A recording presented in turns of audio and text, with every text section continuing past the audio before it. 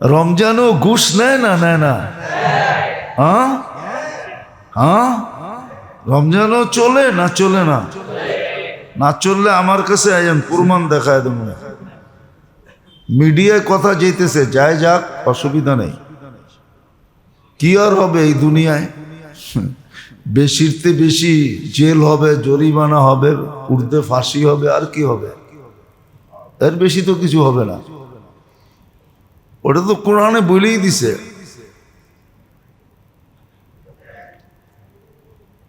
তো যেটা বুঝাইতেছিলাম, রমজানে ঘুষ হয় না? হয় না? বেশি হয়, ঠিক না? কেননা সামনে ঈদ না।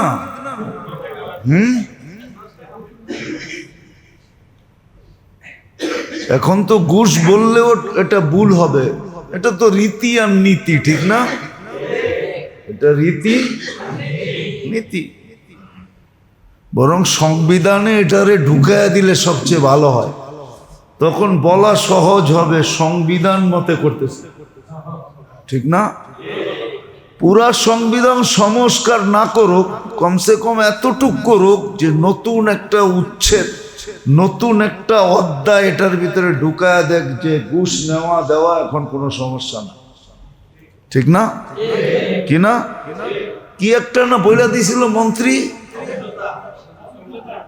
কি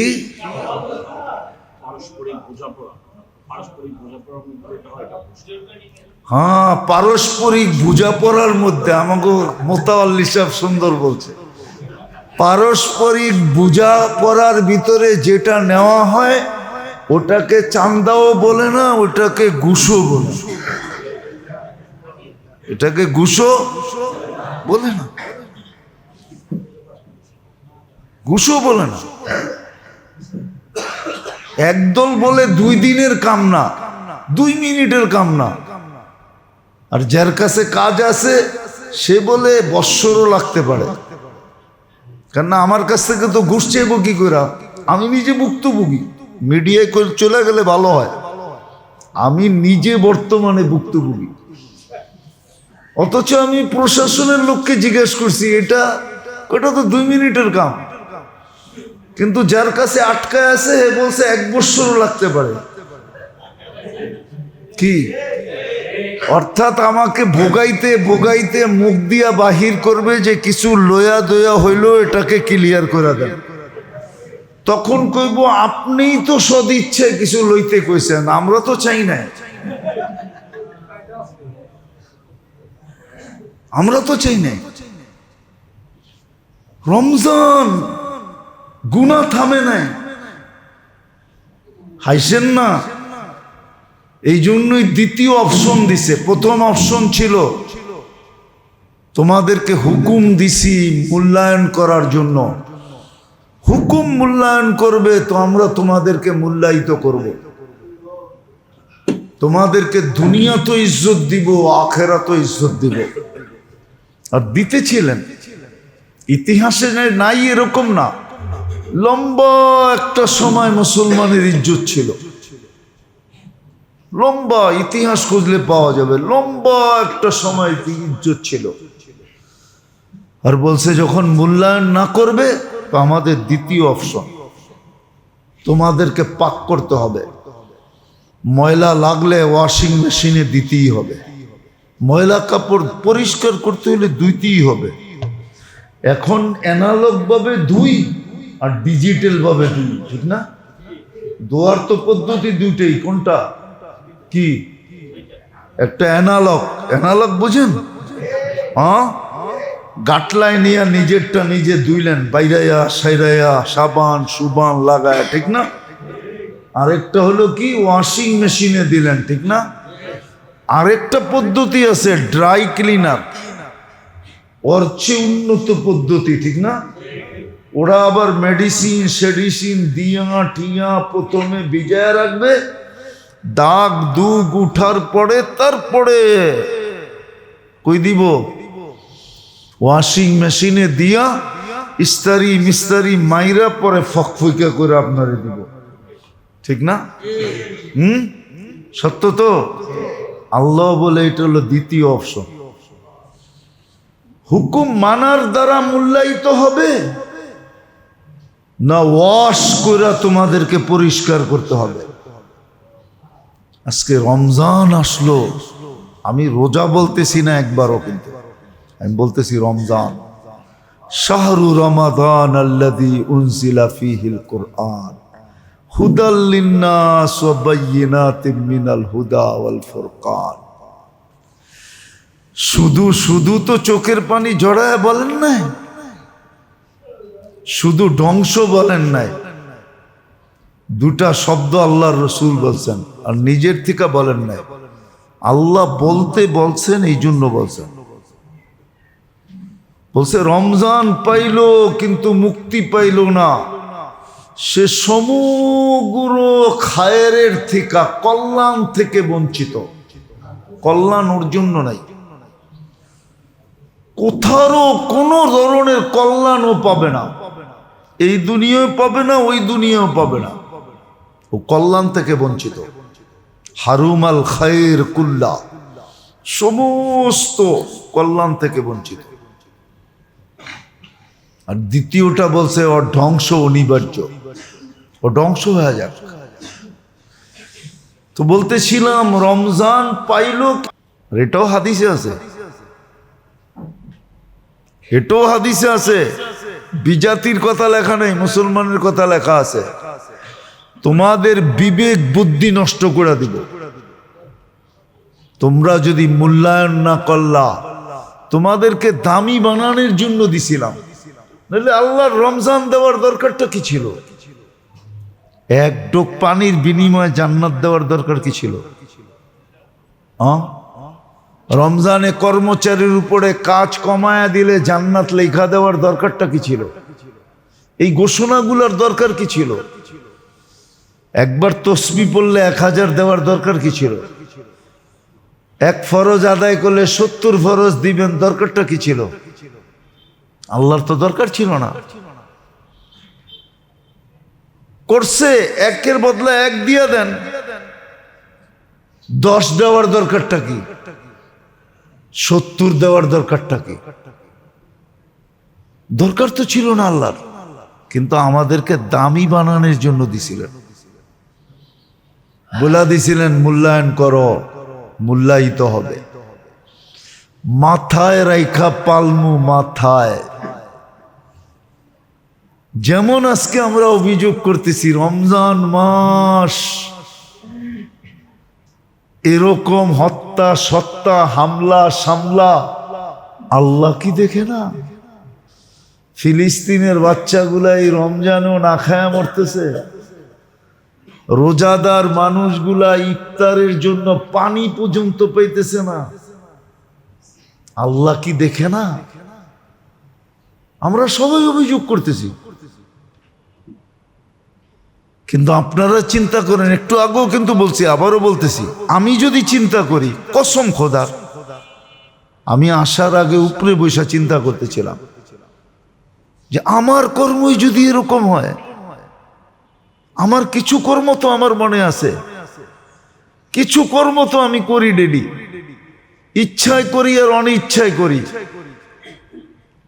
ভুলে করি, করি তো। আমিও তো এদিক ওদিক গাড়িতে বসে তাকাই, ঠিক না? আমার চোখেরই যদি এই অবস্থা হয়, তো পাবলিকের চোখের কি অবস্থা? আমি আমারটা ভাবতেছি।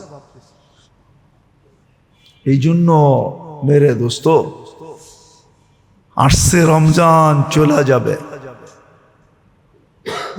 কিন্তু প্রশ্ন এটাই হলো যে আমি কি সমস্ত খায়রের থেকে, মঙ্গল থেকে চিরদিনের জন্য বঞ্চিত হলাম? দ্বিতীয়, না আমি চির হতবাগাদের লিস্টিতে নাম লেখাইলাম, না আমার মাগফিরাত হয়ে গেল। তিনটাই তো জিনিস। আমি কি মাপ পাইলাম? আমি কি মাপ পাইলাম? আমি কি মাপ পাইলাম? আমি কি সমস্ত খায়রের থেকে বঞ্চিত হয়ে গেলাম? এই তিনটেই তো লেখা আছে মোটা মোটা, আমি কতটুকু মূল্যায়ন করলাম। কিন্তু আমার সমাজের দিকে তো মূল্যায়ন দেখা যায় না।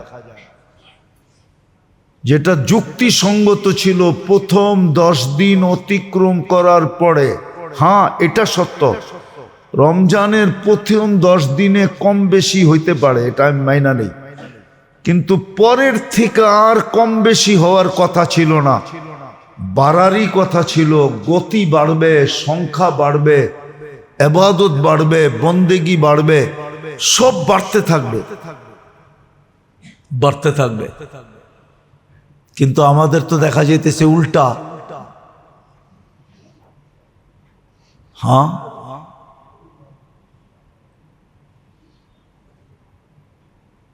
আল্লাহর রসুল 9 বছর রোজা পাইছিলেন মাত্র। কয় বছর? 9 বছর পাইছিলেন, এর বেশি পান নাই। দেখেন কিভাবে উদযাপন করছে, কিভাবে মূল্যায়ন করছে। তারপরে সাহাবা কেরাম কিভাবে মূল্যায়ন করছে। তারাবির এক এক সেজদায় 1500 নেকি পাওয়া যায়। কত কত? রমজানওয়ালা নেকি, রমজানের বাইরের নেকির ওয়েট ভিন্ন, রমজানওয়ালা নেকির ওয়েট। রমজানওয়ালা 1500 নেকি পায় এক এক সেজদায়। অথচ দেখবেন যা এশা পড়তে আসে, এশার নামাজ শেষ, কিছু বাইরে যায়, আর 8 রাকাত হলে বাকি কিছু বাইরে যায়। 20 রাকাত পর্যন্ত ইমাম সাহেব তাকায় দেখে যে আমরা হাফেজরাই আছি, আর তো কেউ নাই। কেননা এতটুক মসজিদে যদি নিচতলার অর্ধেক হয় তাহলে তো হাফেজরাই আছে, ঠিক না? আমাকে ওইখানে ছাত্র তো আছে 80 জন, ওই ওরাই আছে, আর কেউ মহল্লার নাই নাই। তাহলে দ্বিতীয় অপশনের জন্য অপেক্ষা করেন। আবারও বলতেছি, এর আগেও বলছি, বদদোয়া করতেছি না। প্রথম দশকে 10 দিনে 9 বার ভূমিকম্প হয়েছে। আল্লাহ সিগন্যাল দিছে, যার জন্য রহমত দিছিলাম ওটা করতেছিস না। হইতে পারে, হইতে পারে, হইতে পারে। অপশন কিন্তু দুটোটাই হাদিসে শুনায়া দিছে। আল্লাহ আমাদেরকে বুঝার তৌফিক দেখ, যেটুক আছে ওইটুককে মূল্যায়ন করেন। যদি মূল্যায়িত হইতে চান, আর বিশেষ করে যারা এই দুনিয়ায় কিছু পাইছে, বাড়িওয়ালারা না করলেও চলবে, কেননা ও তো বাড়ি পাইছে, আপনি ভাড়াটিয়া করবেন না কেন? আপনি কি পাইছেন? বাড়িওয়ালা তো মনকে সান্ত্বনা দিতে পারবে, আমি বাড়ি পাইছি। আপনি ভাড়াটিয়া কি দিয়ে কালকে সান্ত্বনা দিবেন বলেন? আপনার তো করা উচিত। যারা দুনিয়া পাইছে ওরা তো সান্ত্বনা দিতে পারবে যে আমরা তো দুনিয়া পাইছি। আপনি কি দিয়ে সান্ত্বনা দিবেন বলেন? আপনি করেন। আপনিও কি ওই হাদিস সত্য করতে চান? আল্লাহ রসুল বলছে আমার এক উম্মতের ভিতরে বিরাট একটা সংখ্যা হবে যারা অভিযোগী হবে। অভিযোগী, খালি অভিযোগ করবে। কি অভিযোগ করবে? আল্লাহ করে কি দিছে? আল্লাহ কি অভিযোগ করেন না? না করেন না? হ্যাঁ, কি করেন? হ্যাঁ, না করেন না? বারবার খালি ওরই পাশ করায়, আমারে করায় না। বারবার খালি ওরই পট্টা দেয়, আমারে দেয় না। সারাদিনই তো অভিযোগ করতে থাকি, ঠিক না? বলছে উম্মতের বিরাট একটা সংখ্যা হবে যারা শুধু অভিযোগী হবে, অভিযোগ করবে। অথচ অভিযোগ না করে যদি মূল্যায়ন করত, এই জন্যই বলতেছি, বাড়িওয়ালা তো সান্ত্বনা দিবে বাড়ি দিয়া, বারাটিয়া সান্ত্বনা দিবে কি দিয়া? কি দিয়া সান্ত্বনা দিবে? দুনিয়া যারা পাইছে ওরা তো পাওনা দিয়ে সান্ত্বনা দিবে, আপনি কি দিয়ে সান্ত্বনা দিবেন? আপনি আর আমি কি দিয়ে সান্ত্বনা দিব? আমরা তো দুনিয়া পাই নাই যতটুকু পাওয়ার দরকার। যদি পাইতাম তাইলে বারাটিয়া হইতাম কেন?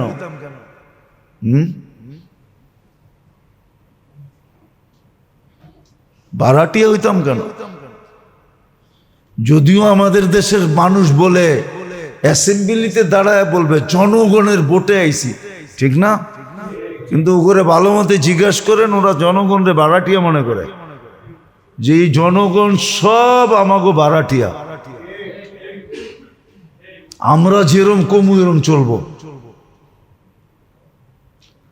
তো আপনি আর আমি কি পাইলাম? কিচ্ছু তো পাইনি। রমজান তো পাইছিলাম,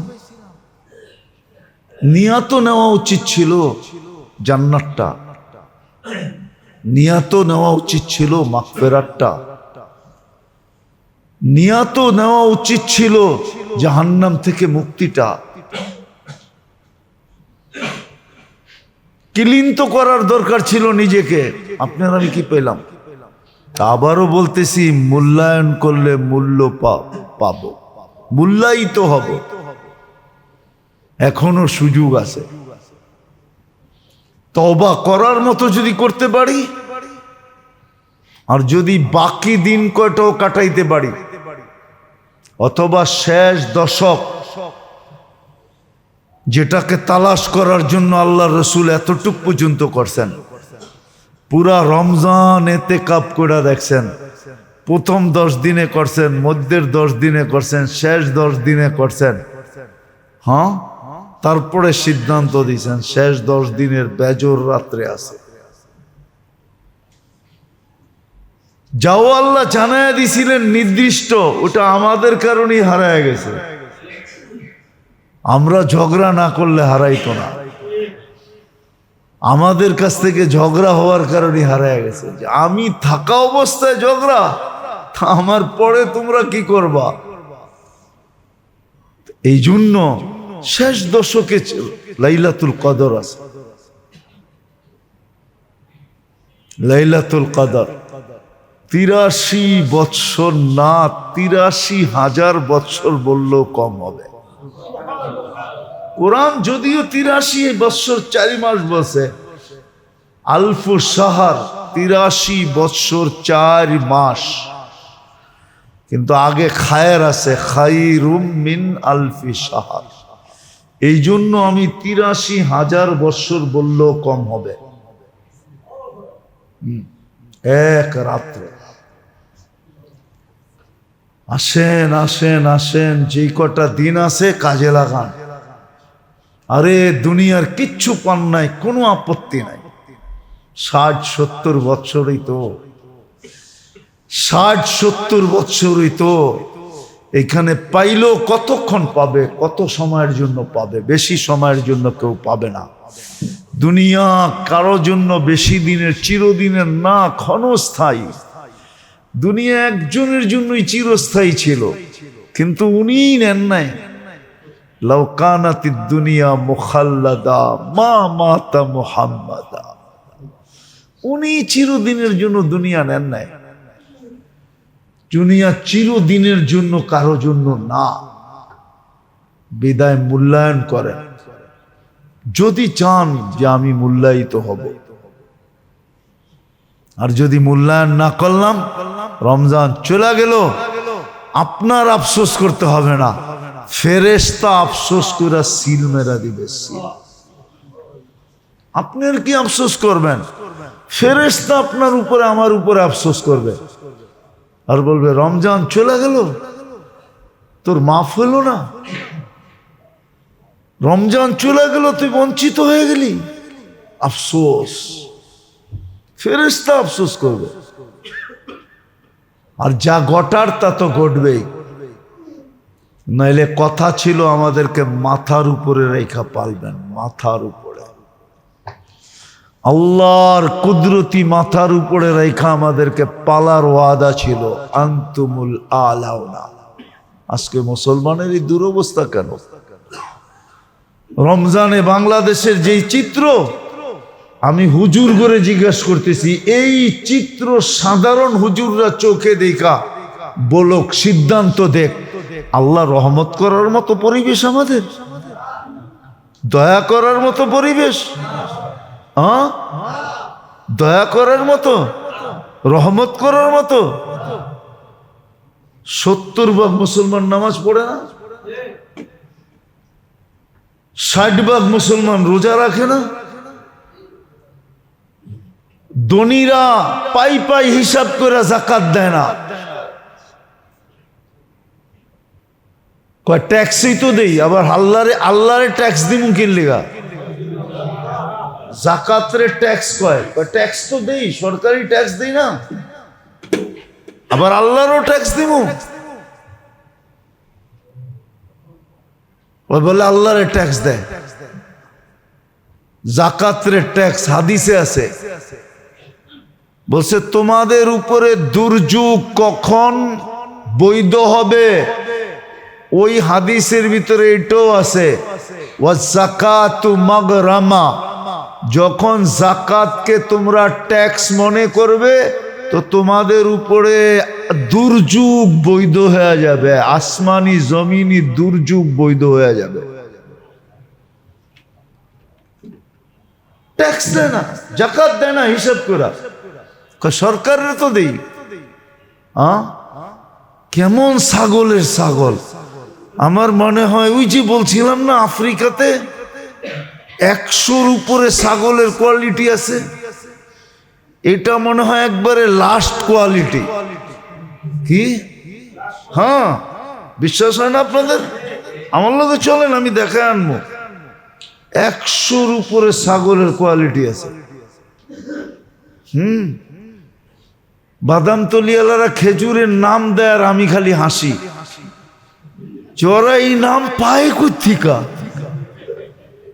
আমি তো সবচেয়ে বেশি খেজুরের প্রকার যেই দেশে আছে টিউনিসিয়া, 100-র উপরে খেজুরের প্রকার আছে, কিন্তু বাদাম তলির এই দাবাস দুবাস একটা নামও তো পেলাম না। ওরা এই নাম পায় কোথেকা? হ্যাঁ, মনে হয় স্বপ্নের থেকে দেখা বানাইছে, ঠিক না? আল্লাহ ধন দিছে, আল্লাহ যাকাত দিতে বলতেছে, দিছে কে? দিব কারে? যে দিছে হ্যারেই দিব, ঠিক না? হ্যাঁ, ট্যাক্স চাইতেছে। হাদিসে আছে দুর্যোগ বৈধ হওয়ার জন্য যেই কারণগুলা, এটার ভিতরে সবচেয়ে বড় কারণ হলো আয-যাকাতু মাগরামা।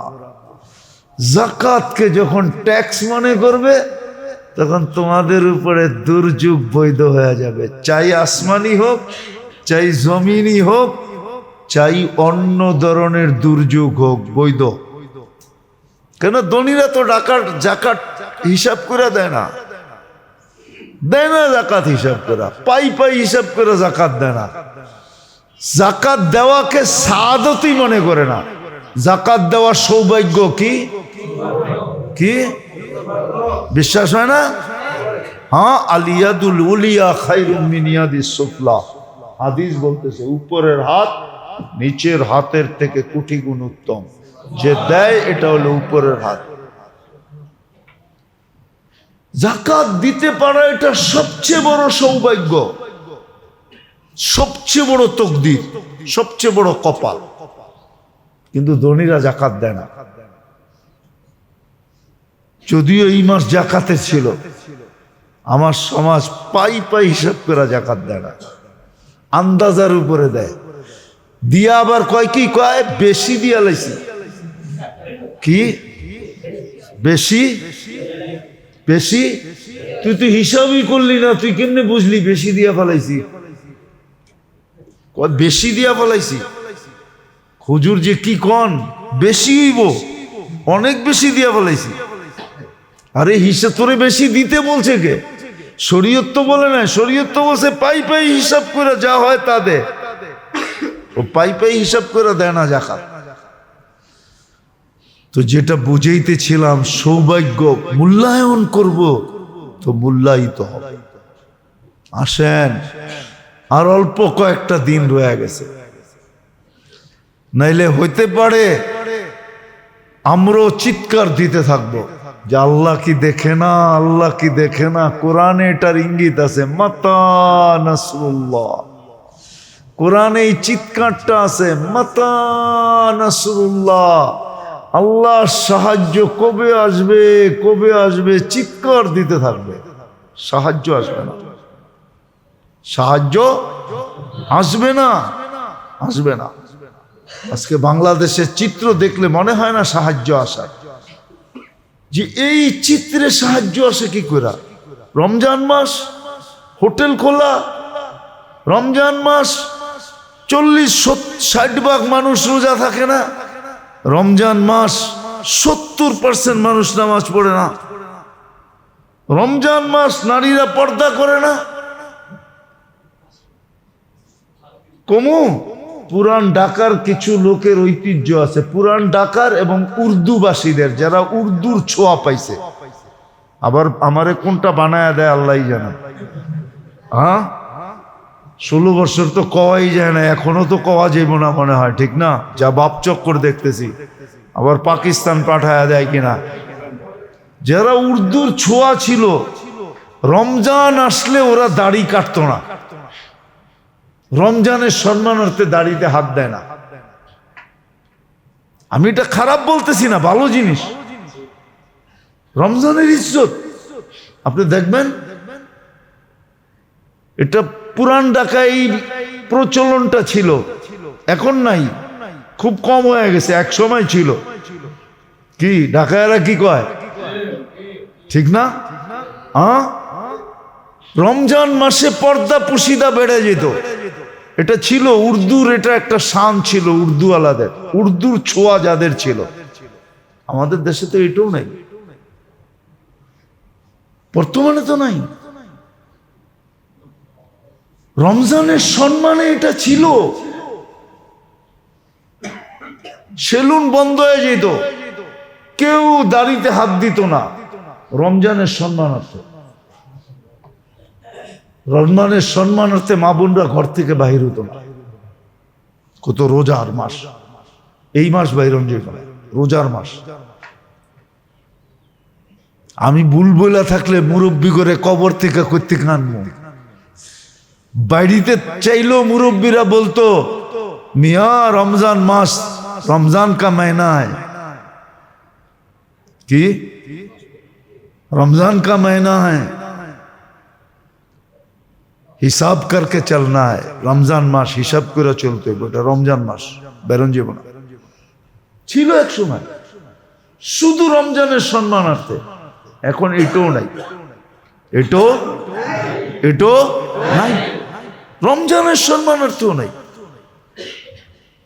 এই জন্য আসেন, সামনেই এতেকাফ আসতেছে।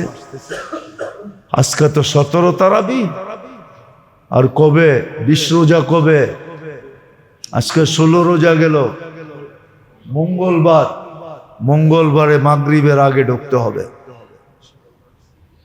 এতেকাফ ইবাদত যতটুকু আছে এখনো বাড়ায়া দেন। হায়, যেই উম্মতের জন্য আল্লাহ কি বলতেছিলাম, যেই উম্মতের জন্য আল্লাহ অভিনয় পর্যন্ত গ্রহণ করলেন। অভিনয়, যেমন হাদিসে আছে, কান্না না আসলে কি করো, কি দুর্মিয়া মাইসে বান বুঝবো নাকি, কান্নার অভিনয় করো। যে উম্মতের জন্য আল্লাহ অভিনয়কে গ্যারান্টি দিয়েছেন, অভিনয় গ্রহণ। ওই উম্মত যদি এই দুরবস্থা হয়, এই জন্য আসেন এতেকাফ করেন। যদি এতেকাফ নাও পারেন, আমি একটা পদ্ধতি আপনাদেরকে শিখাই, যদি করেন কাজে লাগবে। ইফতার সেহরি মসজিদে করেন, ইফতার টু সেহরি মসজিদে থাকেন। 10 রাত্র ইফতার টু সেহরি মসজিদে থাকেন। অনেকে আবার যুক্তি দেয়, হুজুর ঘরে বয়ে আমল করলে হইব না। আরে ওইটা তো ঘরই কি, হ্যাঁ, উর্দুতে একটা প্রবাদ বাক্য আছে, ঘর গিয়া ঘের গিয়া, ঘর গিয়া ঘর গিয়া, না মনে হয় মোতাল্লি সব বোঝে না। ঘর গিয়া ঘের গিয়া, ঘরে গেছে তো পইরা গেছে, ঘর গিয়া ঘের গিয়া। যেটা মসজিদে বসে হইব ওইটা ঘরে বসে হইব না। আরে মসজিদে তো ঘুমাইলো সোয়াব, ফেরেশতা রহমতের দোয়া করতে বাধ্য, মাগফিরাতের দোয়া করতে বাধ্য। নামাজ লেখুক আর না লেখুক, এই দুটা তো করতে বাধ্য। আপনার ঘরে কি এই দুটা করবে? কমসে কম সেহরি ইফতার মসজিদে করেন, ইফতারও মসজিদে, তারপরে সেহরি পর্যন্ত থাকেন, তারপরে কাজে যেতে হবে জানগা, নফল নিয়ত করে থাকেন।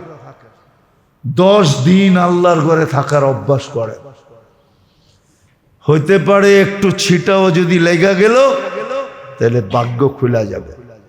আল্লাহ আমাদেরকে আমল করার তৌফিক দান করুন। ওমা আলাইনা ইল্লাল বালাগ।